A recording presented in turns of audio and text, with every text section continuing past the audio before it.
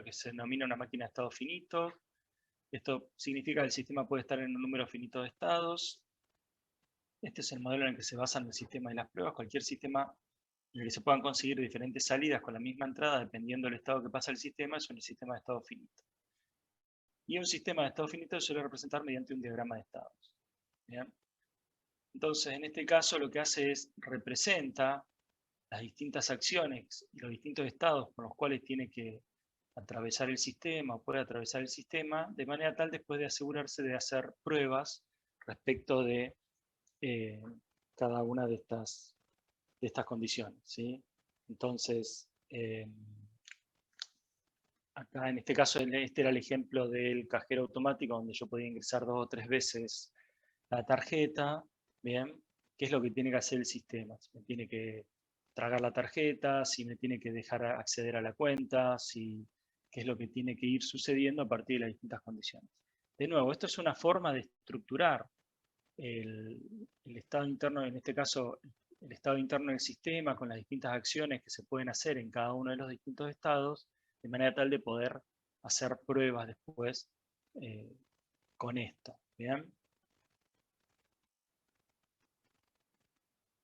Entonces, bueno, dice, por ejemplo, no se han especificado todas las posibles transiciones. Dice, habría que también un tiempo de espera máximo entre esperando PIN y los 3 intentos, de que se volvería al estado inicial en vez de que el tiempo hubiera pasado y expulsaría la tarjeta. Habría una transición desde el estado se traga tarjeta que volvería al estado inicial.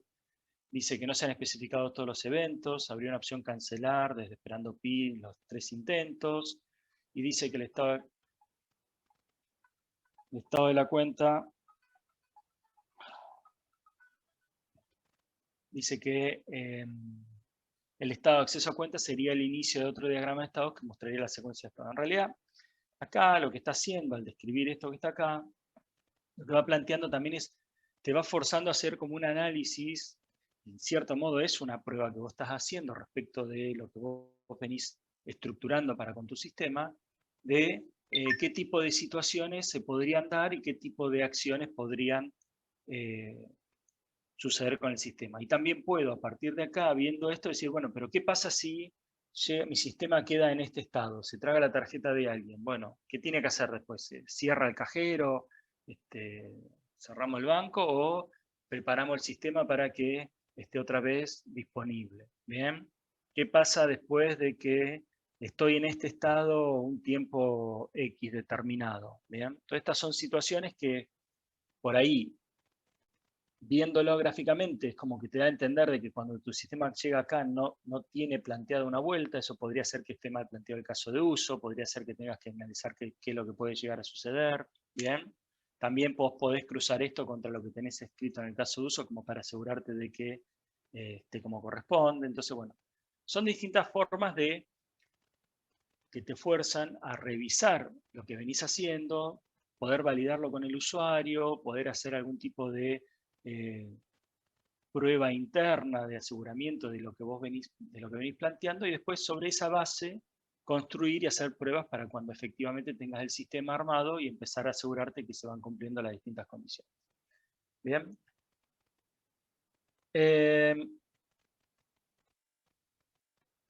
Bueno, dice, la obtención de pruebas del gráfico de estado es muy buena para ver las transiciones válidas, pero no se ven fácilmente las pruebas negativas donde se intenta generar transiciones no válidas. ¿Sí? Bueno.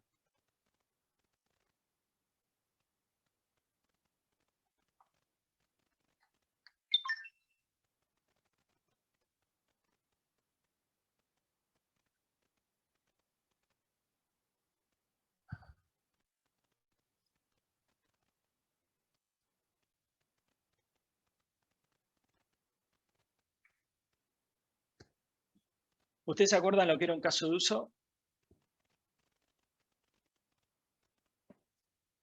Sí. Sí. Bueno, el caso de uso es una herramienta que me permite a mí documentar requerimientos de una manera particular, ¿sí? Tomó mucha fuerza porque era una gran mejora respecto a lo que había antes. Ahora hay otras herramientas que también están jugando, sobre todo con las metodologías más ágiles, donde se hacen lo que llama user stories, que son como algunas cuestiones aún a su vez más atómicas, ¿bien?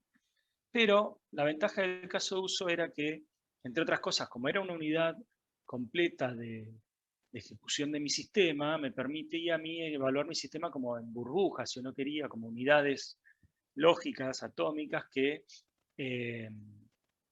me permitían además ir guiando el desarrollo de mi sistema. Entonces, por ejemplo, cuando nosotros planteamos los distintos casos de uso de mi sistema, después podemos ir atacando el sistema por caso de uso, ¿bien? Y lo que vamos teniendo a medida que vamos terminando el desarrollo de cada uno de esos casos de uso son como porciones de mi sistema que están funcionando, ¿sí? Entonces, poder derivar casos de prueba a partir de los casos de uso es algo realmente útil, ¿bien? Y hay una técnica que te permite hacer específicamente eso, ¿bien? La ventaja además que se plantea cuando uno va a derivar casos de prueba a partir de casos de uso es que al ser el caso de uso una unidad o tipo una transacción que mi sistema tiene que hacer, que tiene determinadas características adicionales aparte de las meramente funcionales, lo que yo puedo hacer es pensar, usando ese caso de uso como base, distintos casos de prueba para cuestiones no funcionales. ¿Bien? Probar atributos de calidad que no hacen específicamente la funcionalidad. Entonces yo puedo usar el mismo caso de uso, o partiendo del mismo caso de uso, puedo ayudarme a pensar casos de prueba para cuestiones funcionales, no funcionales. Por ejemplo, la velocidad de respuesta, la recuperación ante errores y algunas otras cuestiones que están dando vueltas por ahí. Bien. En sí, la técnica de derivación de casos de prueba a partir de casos de uso es bastante sencilla. En primer momento lo único que dice es plantear o detectar lo que se llaman los escenarios, ¿bien? Y si uno recuerda lo que era un caso de uso tenía un camino básico, ¿bien? Y después tenía distintos caminos alternativos. Con la ventaja de poder pensar el sistema en términos de un camino básico, que era lo que más frecuentemente ocurría, y después detectar a partir de ahí distintas situaciones alternativas, era como que podías preparar el sistema y viendo las distintas situaciones que se podían dar, ser un sistema mucho más robusto. Porque estabas pensando en una única transacción en vez de estar pensando en un genérico del sistema. Entonces, cuando yo tengo un caso de uso, ¿bien? Planteado, y después tengo eso construido, después en el sistema, en algún momento dado, lo que va a ocurrir es que alguien ejercite cada uno de los pasos del caso de uso, pero no va a ser siempre todos. Va a ser una serie de pasos de principio a fin. ¿Bien?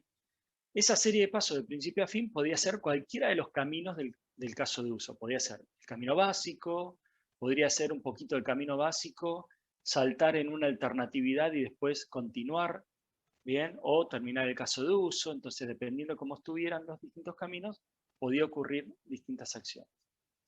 La ejecución de principio a fin de todos los pasos de un caso de uso se llama escenario. Entonces, los distintos escenarios de un caso de uso son todos los distintos caminos que la persona puede, o que el usuario puede ejercitar con ese caso de uso.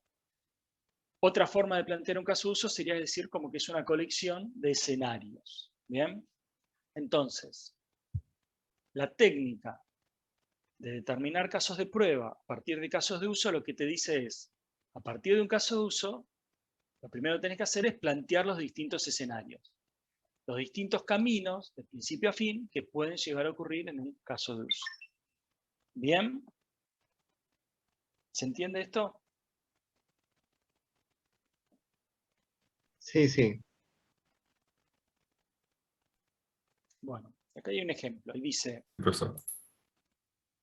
tenemos un caso de uso que es de un cajero automático donde yo vengo a retirar dinero. ¿Bien?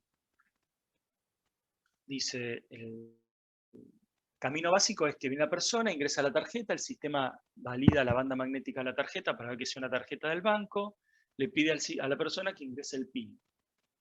La persona ingresa el PIN, bien, el cajero le muestra, bueno, verifica que el PIN sea correcto, verifica que el resto de las cosas estén en condiciones y le muestra lo que puede retirar. Tiene cantidades fijas para retirar, ¿bien? Y si estamos haciendo el retiro de dinero. Entonces te dice, bueno, metes la tarjeta es válida, metes el PIN es válido, te dice cuánto querés sacar.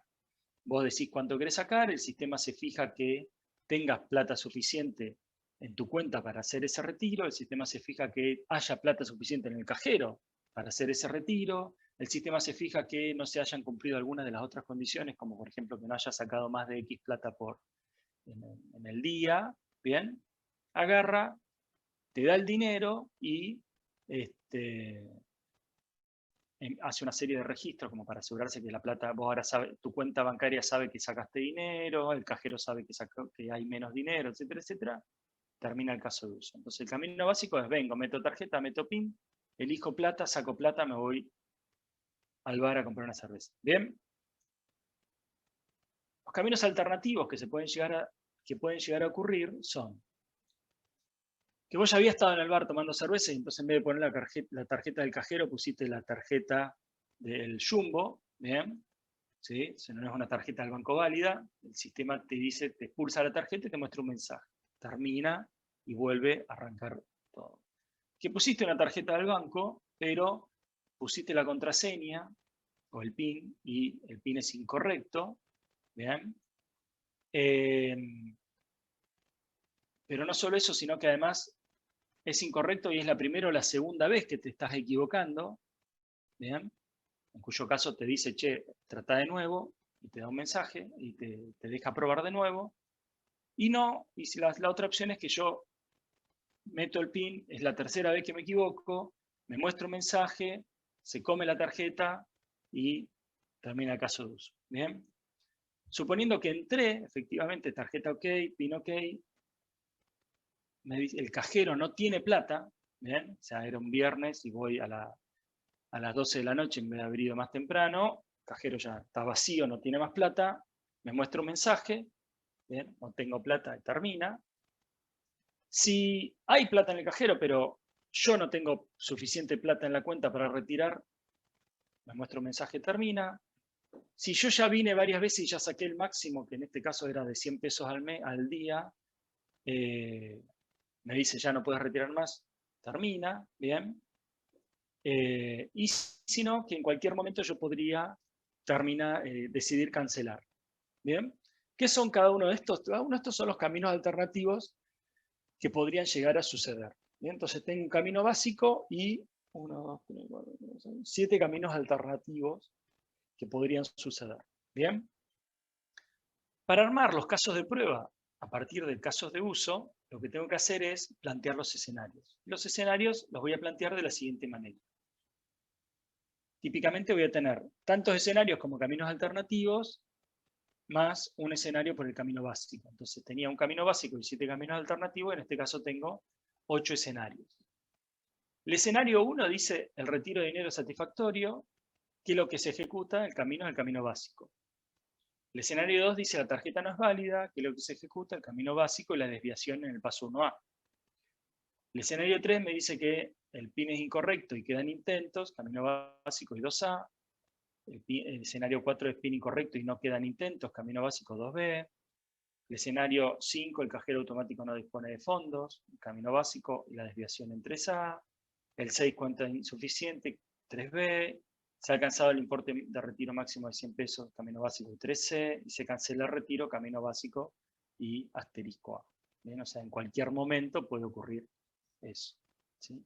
¿Qué es lo que tengo planteado acá? Los distintos escenarios posibles a partir de nuestro caso de uso. Una ¿Qué es lo que preguntita. suele suceder en un caso de uso? Puede ser que algún flujo, sobre todo cuando tengo un flujo que vuelve a un paso anterior, ¿bien? Va a generar que ocurra una nueva secuencia de pasos, ¿bien? Entonces nosotros acá lo que hacemos es detectamos el desvío, ¿bien? Pero no planteamos un escenario nuevo por todas las distintas posibilidades. O sea, finalmente no da lo mismo si yo hago esto en línea recta, o vengo acá, me desvío y termino acá, o vengo acá, me desvío acá, vengo, hago así, o sea, son todas distintas combinaciones. Lo que pasa es que eso hace que las combinaciones de repente sean infinitas, ¿bien? Yo puedo estar yendo a un paso anterior, volviendo y yendo, volviendo, etcétera, etcétera, según este planteo del caso de uso. Entonces lo que planteamos son los caminos básicos, los escenarios directos, ¿sí? Donde hay cada uno camino alternativo. Cada cuestión de alternatividad, ¿sí? Bien. ¿Dudas Una hasta acá? pregunta. Sí. Sí, profesor. Es, que hable mi compañero.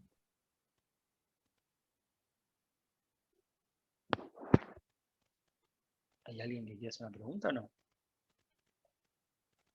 Sí, yo quería hacerte una pregunta, pero había un compañero que también quería hablar, creo. Bueno, ahora se cayó la boca. Dale vos, a ver.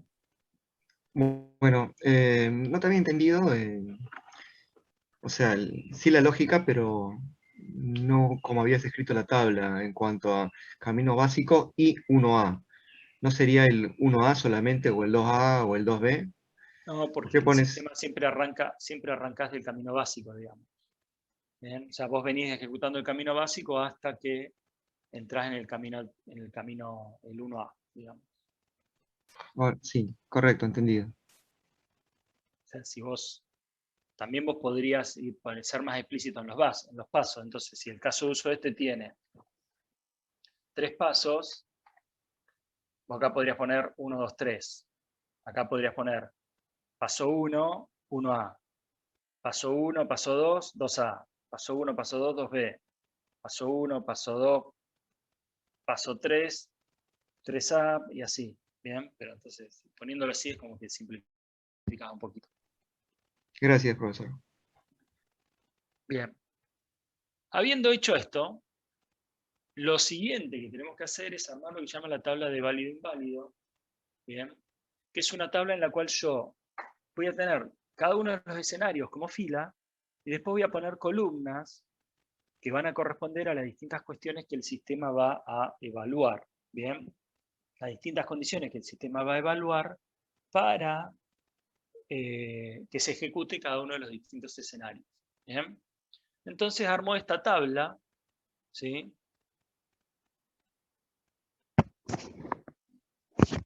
Bien, que dice caso de uso retirar dinero, identificar caso de prueba.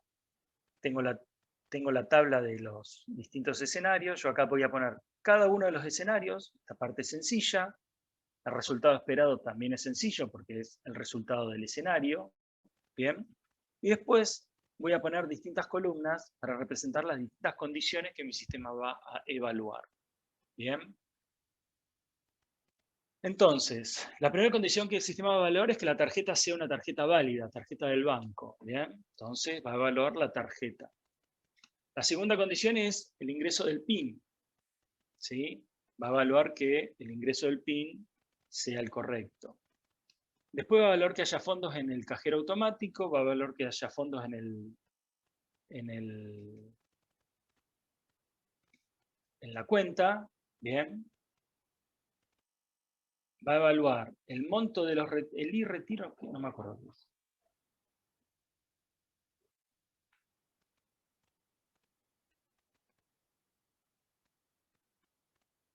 Ah, el importe del retiro y después la cantidad, el monto máximo del retiro diario. ¿Sí?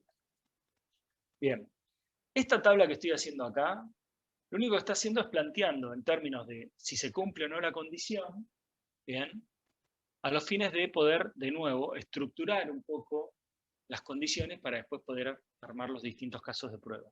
Los casos de prueba acá están en filas. ¿Bien? Cada escenario me implica a mí un determinado caso de prueba. ¿Bien? Entonces, para poder ejecutar el camino básico, la tarjeta tiene que ser válida, el PIN tiene que ser válido, tiene que haber plata en el cajero, tiene que haber plata suficiente en la cuenta respecto del importe que voy a retirar, y tiene que estar dentro del límite diario de retiro de plata que está planteado. ¿Bien? En el caso siguiente, en el escenario dice que la plata en la tarjeta no es suficiente. Bien. Perdón, disculpen.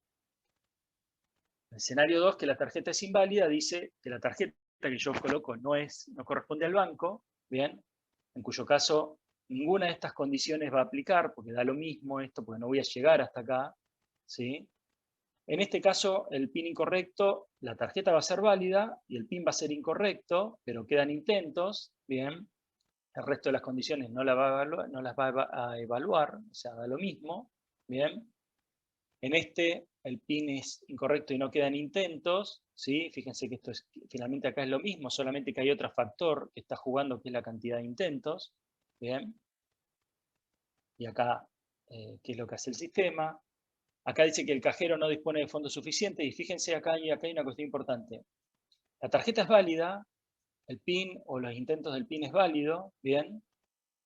No hay fondos en la cuenta, pero sí hay, perdón, no hay fondos en el cajero, pero sí hay fondos en la cuenta, sí se cumplen las condiciones del monto de retiro y todo el resto de las cosas, bien.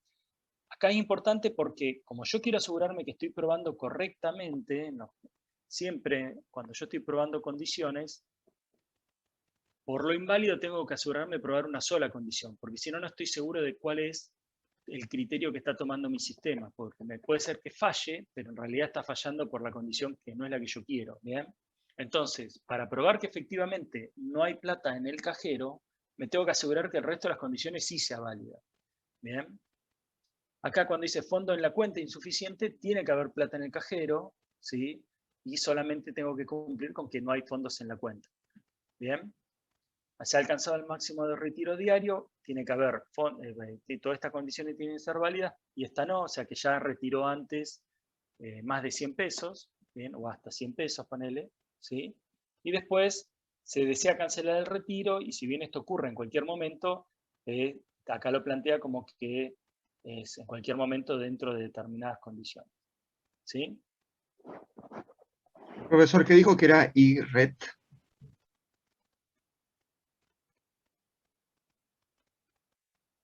El importe a retirar.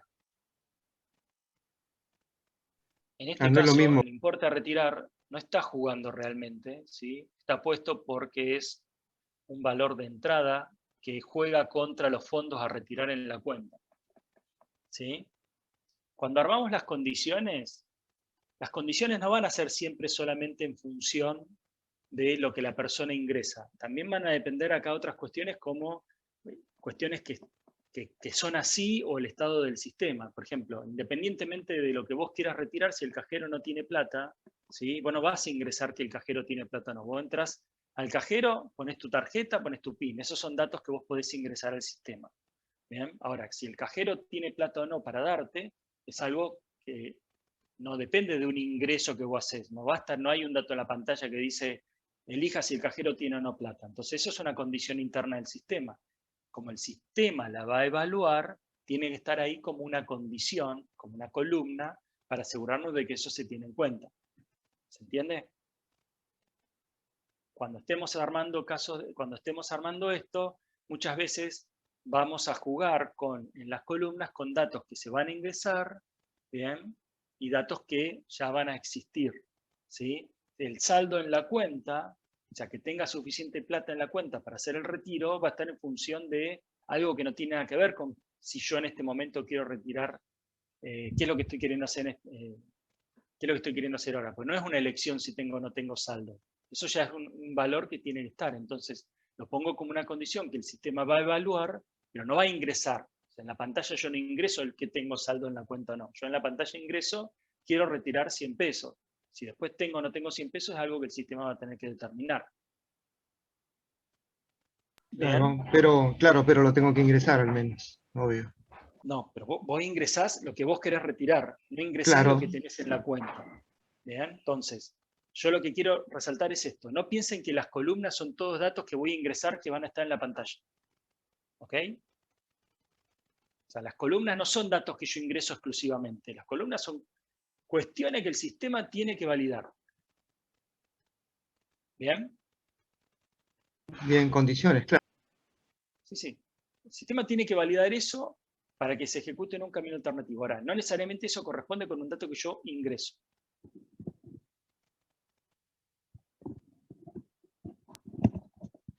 Claro, exacto. Pero sí, o sea, es una condición ingresar algún tipo de monto, una Sí, cantidad que quiero retirar, por eso, claro. pero aparecerá acá como una Como columna. Pero, condición, sí, sí, sí. bien. Una vez que tengo esto armado, ¿bien? Esto que está acá es como una plantilla con la cual yo puedo pensar en los caminos, en los casos de prueba que tengo que armar, ¿sí? Esta plantilla en sí, después, cuando yo tenga el caso de uso programado, por así decirlo, lo voy a querer probar. Bien, para probar eso, efectivamente voy a tener que ingresar determinados valores, ¿ok? Entonces, a partir de esta plantilla, yo voy a tener que armar esto que está acá, que va a ser los valores reales que voy a ingresar, ¿sí? Ahora, estos valores reales que yo voy a ingresar, ¿ok? Como lo estoy probando es una parte compleja, es una porción entera del sistema, no estoy validando solamente si admite o no determinados valores, como estaba haciendo, por ejemplo, con particiones de equivalencia.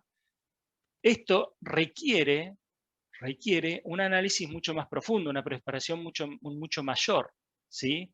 Porque de repente que la tarjeta sea válida o no, va a depender de algún factor adicional, como por ejemplo, no sé, que en la base de datos haya una tabla o lo que fuere de tarjetas válidas y una de tarjetas inválidas, o algo por el estilo, ¿bien? Que en algún lado haya en algún, no sé, una tabla, en un web server, lo que sea, un dato que me diga que para esta tarjeta el PIN que corresponde es 4987, ¿sí? Que en algún lado haya algo que me diga que en este cajero hay 10.000 pesos disponibles, ¿sí? Entonces, la obtención de los valores para armar los casos de prueba específicos que yo tengo que realizar es una tarea bastante compleja, ¿bien? Que necesita sí o sí de la tabla anterior, ¿sí? En la vida real, uno, después de haber armado la tabla anterior, ¿sí? Tiene que, en un entorno de prueba, buscar o armar las situaciones para que se puedan realizar las pruebas según lo que tengo en la tabla anterior. Entonces, puede ser que yo me vea obligado a inicializar mi sistema con determinada información respecto de este cajero puntual, que va a tener en este momento 10.000 pesos, de esta tarjeta, la 4587 56 47 25 68, que es válida y que va a tener un PIN que le corresponde, que es el 4987, ¿bien? Una cuenta de un cliente X, o de esa tarjeta, perdón, que tiene efectivamente 1.000 pesos, ¿sí? Un monto máximo un monto ya realizado de retiros de 20 pesos. Cada una de esas cosas puede ser que esté en una tabla, dos tablas, sea un campo, un conjunto de campos. O sea, no es trivial en lo absoluto la preparación de los casos de prueba específicos a partir de la tabla. ¿Bien? Y al no ser trivial, lo que empieza a surgir es la necesidad de mantener esos casos de prueba, porque supongamos que yo armé la tabla de válido e inválido, armé los casos de prueba, ejercito y descubro un error, después tengo que hacer lo que llaman las pruebas de regresión. Entonces, si yo ya usé, por ejemplo, vengo probando con el cliente, ¿sí? Hago esta prueba que está acá, funciona, me deja retirar. Este monto tendría que aumentar, me deja retirar 50, este monto tendría que pasar a 70. Bien, entonces te vengo otra vez y vuelvo a meter los datos del mismo cliente y trato de retirar 50, no me tendría que dejar. Si trato de retirar 30, por ahí me tendría que dejar. Entonces, cada una de las acciones que yo voy haciendo es como que voy pisando información que venía usando.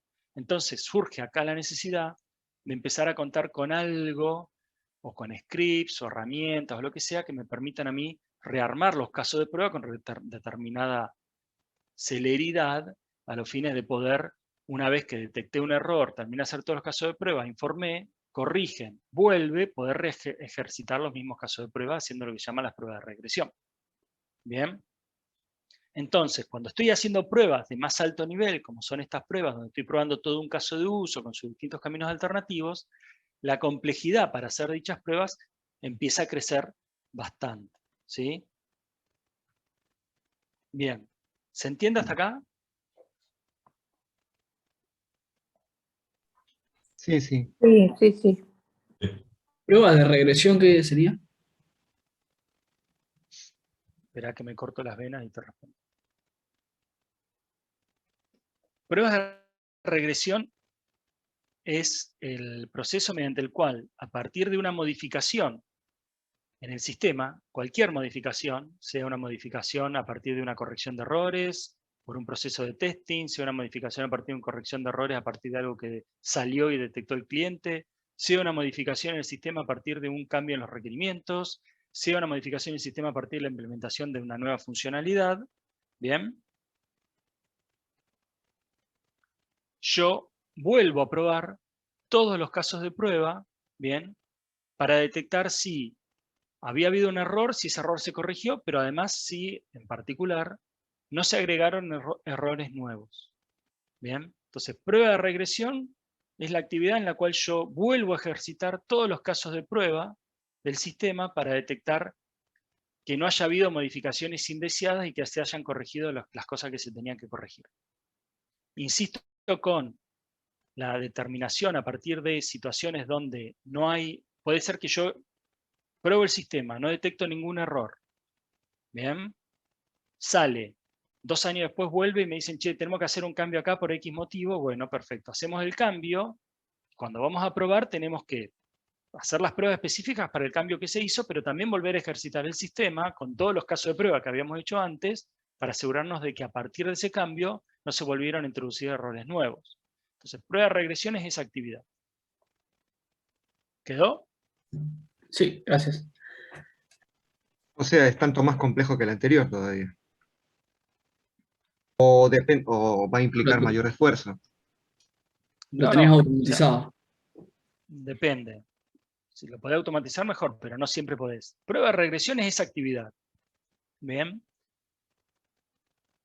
Eso lo que te da a entender es que vos, cuando vos probaste y detectaste un error y vuelve, ¿sí? O sea, vuelve, o sea, producción te entrega un sistema, desarrollo te entrega un sistema, o una parte del sistema. Vos agarrás y haces las distintas pruebas. Haces las pruebas de particiones, haces la prueba de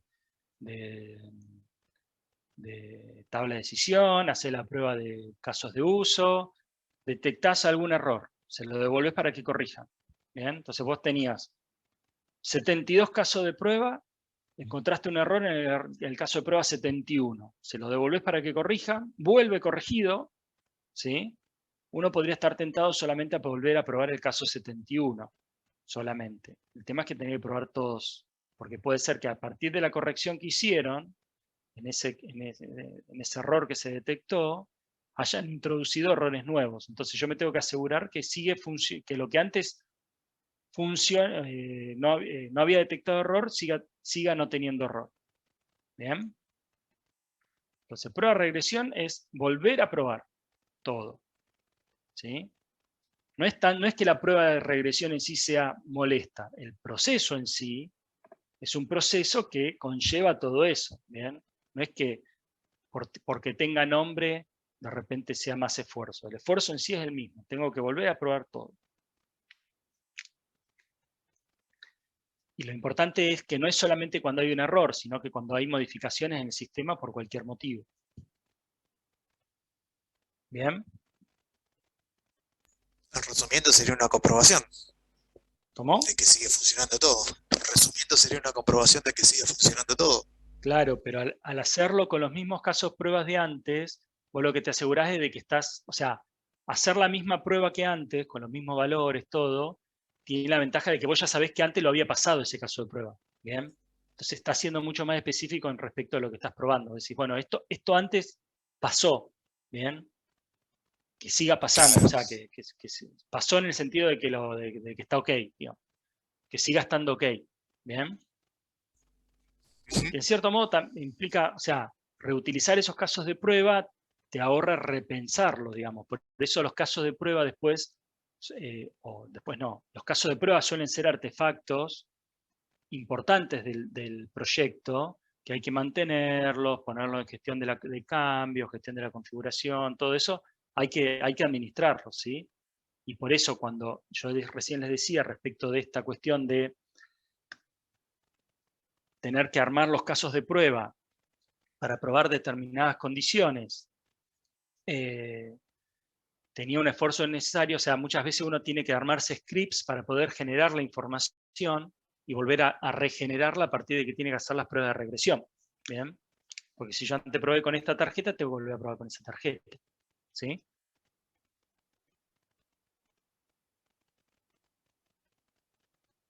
Bien.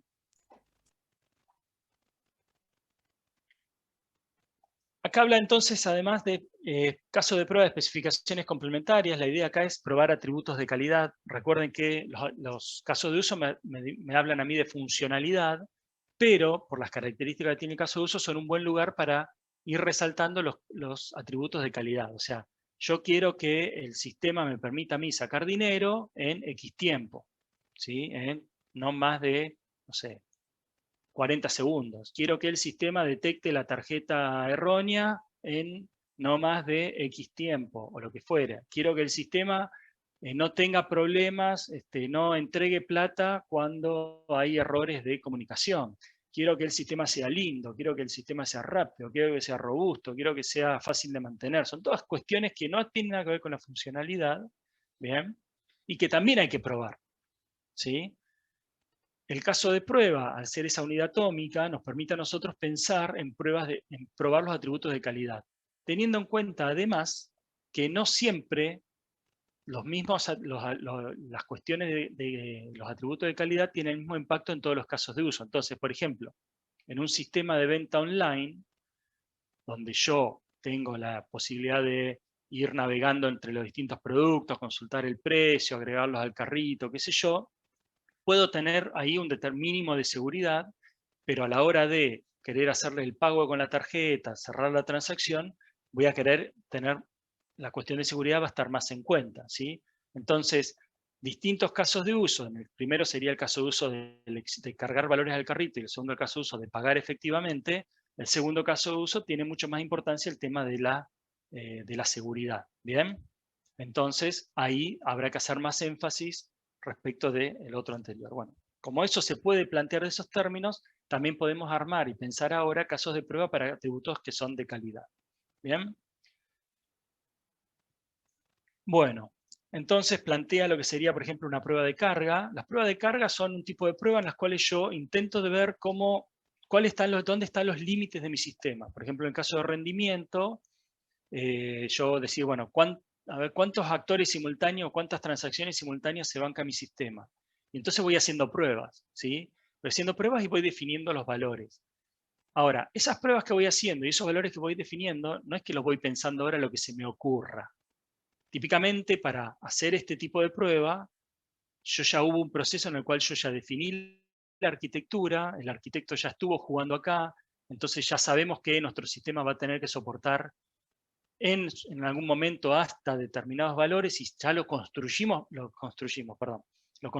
pensando en eso, ¿bien?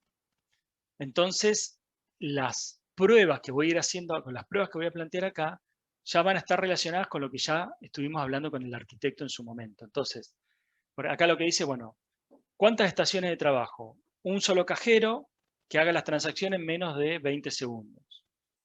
Después me dice 1000 cajeros, la transacción en menos de 30 segundos. 10.000 cajeros a la vez, la transacción en menos de 50 segundos. ¿Por qué pone 1, 1000 y 10.000? Bueno, pone 1, 1000 y 10.000 porque probablemente habló con el banco y el banco le dijo, mira, nosotros hoy tenemos una sucursal, bien, en los próximos meses pensamos abrir X cantidad de sucursales, pero además vamos a empezar a poner cajeros automáticos en distintos puntos del país, en distintos supermercados y lugares claves. Y entonces vos le vas a hacer la pregunta y decís, bueno, ¿y cuántos cajeros automáticos esperás poner? Y nosotros calculamos que, por decir algo, esperamos llegar en 5 años a 7.000 cajeros. ¿Y cómo sacaste ese número? No, porque nuestro competidor sabemos que tiene 6.000 cajeros y le queremos ganar por 1.000. Bueno, perfecto. Entonces vamos a tratar de construir un sistema para que soporte eso. ¿Bien? Y después, en base a eso que tratamos de construir, ahora lo que vamos a tratar de ver es dónde están los límites del sistema. ¿Sí? Entonces, bueno, probamos con uno solo como para tener una idea del rendimiento en un ideal de una burbuja mágica de uno solo, y después empezamos a agregar cajeros. Y acá después pone 1000, va probando y a lo que esperaría ser el rendimiento. Después pone 10.000 cajeros, ¿bien? Y a lo que esperaría ser el rendimiento. Entonces, en prueba de carga estoy buscando los límites de mi sistema. Las pruebas de estrés, bueno, perdón, pruebas de carga, ¿dudas?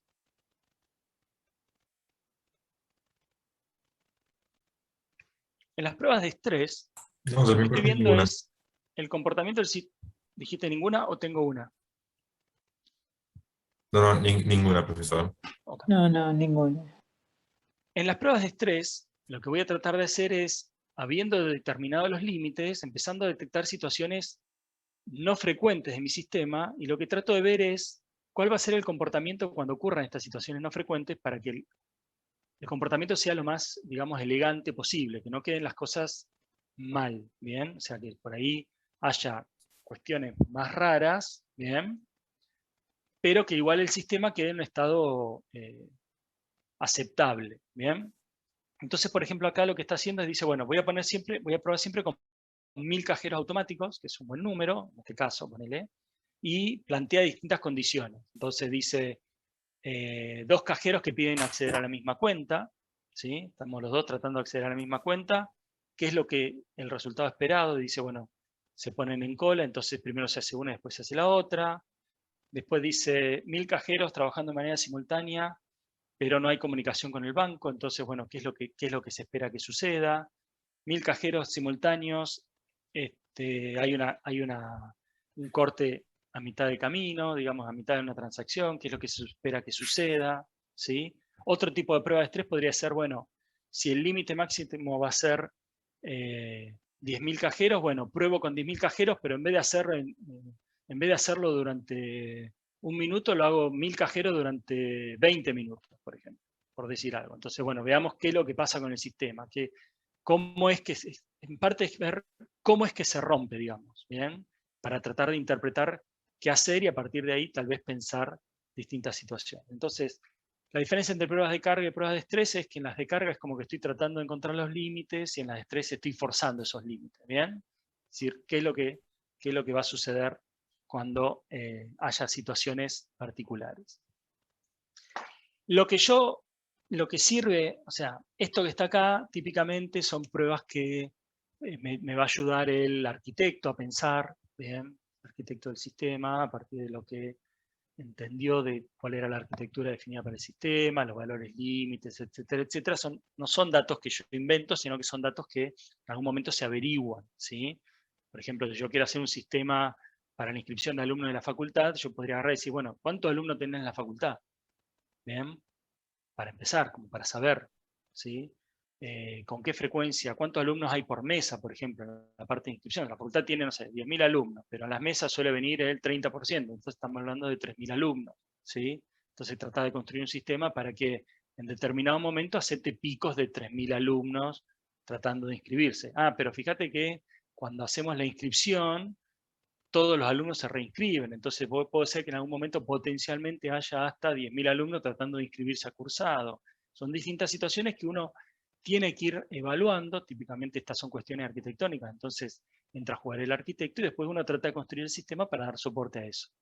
O no darlo, ¿sí? Pero saber que no lo vas a dar. Entonces cuando tengamos 3.000 alumnos tratando de inscribirse simultáneamente a un examen, lo que va a pasar es que a los primeros 100 los vamos a dejar y a los otros 2.900 les vamos a decir que vayan esperando que se vayan inscribiendo y que los alumnos tengan que inscribirse a examen a las 4 de la mañana.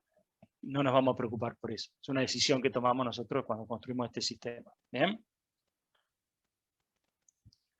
Bueno, después plantea pruebas de acceso y de seguridad. ¿Bien? Distintas situaciones que se pueden dar, ¿sí? Específicas. En el caso de las pruebas de seguridad, muchas veces, por las particularidades, aparece el rol del usuario experto en seguridad, el hacker ético, el hacker del sombrero blanco, llámenlo como quieran, que es gente que específicamente se dedica a buscar vulnerabilidades de seguridad. ¿Bien? La importancia que tiene la seguridad hoy por hoy, la cantidad de información que está dando vueltas, hoy es como que hay todo un tema específico respecto a la seguridad, ¿bien? Entonces, bueno, no solo cuestiones que el sistema tiene que hacer, sino cuestiones de toda la organización. Entonces, por ahí vamos a encarar la seguridad desde tal vez encriptar determinada información en determinadas transacciones del sistema y también por ahí evaluar vulnerabilidades del sistema en estos casos de uso puntuales y también en toda la arquitectura del sistema, ¿sí? Porque muchas veces las vulnerabilidades pueden venir por otro lado. Entonces, bueno, lo que serían pruebas de seguridad, típicamente tienen como toda su propia capítulo, donde tengo distintas formas de probarlo, ¿sí? Y cuando hablo de pruebas de seguridad en una organización, estoy hablando de pruebas de seguridad completas. Estoy hablando de pruebas de seguridad no solo para este sistema, o este caso de uso, o esta transacción explícita, sino que también acceso en general y un montón de otras cuestiones. ¿Bien? Bueno, después plantea pruebas de configuración, ¿sí? Las pruebas de configuración apuntan a asegurarme que el sistema funciona con determinadas condiciones que se van a dar, o sea, detectar cuál es la menor versión del sistema operativo en el cual mi sistema va a funcionar, la menor versión del navegador web en la cual mi sistema va a funcionar, ¿sí? Que el sistema se pueda conectar bien con las distintas impresoras, que funcionen las distintas redes, que esté en el manual por ahí de lo que sería la configuración para lo que sería la configuración del sistema, y un montón de otras cuestiones que hacen por ahí, ya tengo el sistema armado, ahora lo voy a implementar, o sea, tengo que poner el sistema en el cajero, entonces tengo que agarrar la PC del cajero, con todas las conexiones técnicas, con todo lo que implica, distintos tipos de pruebas que se podrían armar. Muchas veces algunas de estas pruebas se traducen después finalmente en checklist, bien, como diciendo, bueno, se comprobó esto, se comprobó aquello, el sistema se puede configurar que el sistema, indicarle cuál es el cajero en el cual está, bueno, un montón de otras cuestiones que surgen a partir de la interpretación que yo voy haciendo en estos casos de uso. Bueno, también aparecen esto de las pruebas de instalación, ¿sí? Que el sistema se pueda instalar, los archivos, el tema, también insisto con el tema de las personalizaciones que puede llegar a tener el sistema, sobre todo cuando es un sistema que yo le vendo a distintos clientes, un montón de otras cosas que también hay que probarlas, ¿sí? Si tengo una aplicación, asegurarme de que la funcionalidad específica para reinstalar la aplicación, para buscar versiones nuevas, etcétera, etcétera, esté funcionando, sea, bueno, también puedo ver que sea fácil de usar, que sea automática, y un montón de otras cuestiones que van a estar jugando. Bien, entonces, derivación de casos de prueba a partir de casos de uso, lo que me permite a mí es detectar, armar casos de prueba específicos para probar funcionalidad y casos de prueba adicionales para probar atributos de calidad que juegan en ese caso de uso. ¿Bien?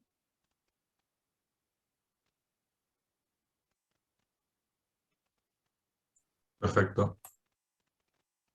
¿Dudas respecto de esto? No. Yo solo con respecto a la derivación de casos de prueba de uso. Cuando hacemos la tabla con respecto de las respuestas que tenemos al tomar los caminos alternativos, vi una tabla que ponía, como así, por ejemplo, ponía datos en cada casillero, por ejemplo, el número de la tarjeta y de otras variables. Nosotros teníamos que trabajar con eso, con una base de datos, así para saber cuál tarjeta es válida, inválida, y entre otros. Claro. Una vez que vos armaste las tablas de válido e inválido, genérica, la plantilla, digamos, bien, en algún momento tenés que... O sea, la plantilla la podés armar apenas escribiste el caso de uso. Ahora, ¿qué valores poner? Como tarjeta válida no lo vas a poder hacer hasta que no tengas armado programado el caso de uso, ¿bien? Porque no sabes dónde va a estar guardada la tarjeta, ¿sí? O sea, va a ser una tabla, va a ser un web service, ¿qué es lo que va a ser, digamos? ¿Qué tipo de interpretación? Entonces, si bien ya tenés armada la plantilla, no puedes poner valores hasta más adelante. ¿Qué es lo que va a pasar después en algún momento? Eso va a estar construido y vos vas a tener que tomarte el esfuerzo de detectar las distintas situaciones, distintos casos, valores específicos que vas a poner para probar. Puede ser que ya existan o puede ser que vos los tengas que poner. Muchas veces, sobre todo cuando estás haciendo mantenimiento del sistema, si el sistema es nuevo, por ahí los valores los vas a tener que poner vos. ¿Sí? No podés poner cualquier cosa, tienen que ser valores que estén compatibles, que sean. Tenés que ver bien, tenés que asegurarte que en sí los datos estén bien, ¿sí? Sean consistentes. Y otras veces lo que se hace es, se trae al entorno de prueba, que se llama, por ahí, una base de datos que estaba funcionando en producción, se hace una copia y se levanta como base de prueba. ¿Bien? Ahí empiezan a jugar algunas cuestiones como la seguridad de la información, los datos públicos, los datos privados, un montón de otras cosas, pero se arma un entorno de prueba realista con datos reales, ¿bien? Entonces vos ahí, en vez de dar de alta datos nuevos, por ahí buscás situaciones particulares para probar, ¿bien? Entonces, si yo estuviera con el cajero automático y es la primera versión que sacamos, y tal vez me doy de alta yo, ¿bien? Me pongo que tengo $1.000.000 en la cuenta, después me doy de alta a mi esposa y pongo que tiene X plata, y así para armarlo, para después asegurarme de tener situaciones que se pueden probar. Ahora, si eso en realidad estamos haciendo una modificación y el caso de prueba el sistema ya está en funcionamiento, podemos traer una base de datos y ahí buscaré la cuenta de alguno que tenga plata y así como para ir viendo. ¿Bien? Muchas veces cuando se traen los datos se hace algún tipo de ofuscación, como por ejemplo se cambian los nombres, etcétera, etcétera, para, con esto que decíamos, confidencialidad de la información, etcétera, etcétera. ¿Sí? Pero la idea es siempre tratar de probar con lo más realista posible.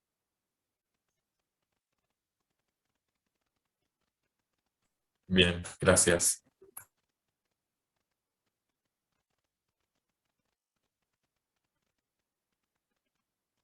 Profesor, una preguntita. ¿Sí? Hablaste de casos de prueba de uso adicionales que colaboran con los casos de uso. Sería, o sea, uno va descubriendo un complemento a los, no sé cómo decirlo, casos de uso protagónicos o reales. No.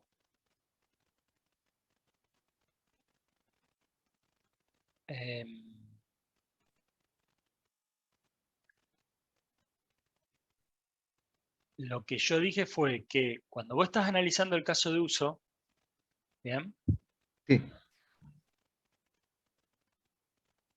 Vos analizás el caso de uso, tenés tu camino básico, los distintos caminos alternativos, vas detectando los escenarios. Ahí estás armando lo que sería el caso de prueba, pero la parte de funcionalidad. Ahora, como el caso de uso guía el desarrollo, cuando vos atacás a un sistema, vas a decir, bueno, voy a empezar a programar el camino básico de este caso de uso. O voy a empezar a programar todo este caso de uso, camino básico y alternativos, ¿bien? En el desarrollo de ese caso de uso, vos tenés que tener en cuenta además determinados atributos no funcionales.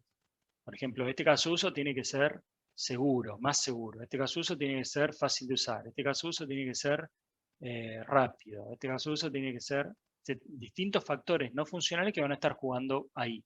Entonces, en realidad van a estar jugando en general en todo el sistema, pero vos lo podés acotar a ese caso de uso. Entonces, lo que vos vas a terminar armando después son casos de prueba específicos para probar esas cuestiones no funcionales. Entonces vos tenés lo que serían pruebas de configuración, pruebas de instalación, pruebas de carga, pruebas de estrés y un montón de otras cuestiones. ¿Bien? Eso es lo que yo dije. bien, bien, perfecto.